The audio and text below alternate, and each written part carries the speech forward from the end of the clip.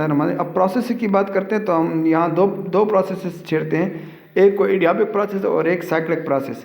जब आपकी कोई हीट एनर्जी ना हो तो तमाम जो एनर्जी होती है वो चली जाती है वर्क में, यानी तमाम जो हीट एनर्जी है वो चली जाती है वर्क में। ये देखिए एनर्जी गई, सॉरी हीट एनर्जी है नहीं, तो तमाम एनर्जी और वर्क आपस में रिलेशन होती है। जब ये ज़ीरो हो जाए तो इसको इडियाबिक प्रोसेस कहते हैं, और जब ये ज़ीरो हो जाए मीन इंटरनल एनर्जी ज़ीरो हो सिस्टम की, तो उसको साइक्लिक प्रोसेस कहते हैं। तो उसमें जो तमाम हीट होती है वो वर्क में ट्रांसफ़र हो जाती है।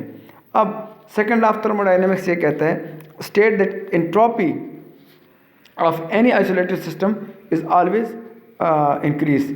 अब एंट्रोपी क्या है? Measure of disorderness. किसी भी सिस्टम का डिसऑर्डरनेस जो होता है वो हमेशा बढ़ रहा होता है। तो या temperature of source and sink है, ये हमेशा बढ़ रहा होता है, ये सेकंड लॉ कहता है। और एक zeroth law of thermal equilibrium है, और वो ये कहता है कि if two bodies A and B are thermal equilibrium with the third body T, then A and B are thermal equilibrium with one another. Mean अगर दो बॉडी एक तीसरी बॉडी के साथ इक्विलिब्रियम पे है तो ये दोनों बॉडी अभी आपस में इक्विलिब्रियम में होनी चाहिए। ये जीरोथ लॉ ऑफ थर्मोडायनेमिक्स कहते हैं। तो ये तीन लॉज हैं थर्मोडायनेमिक्स के बारे में हमने पढ़ लिया।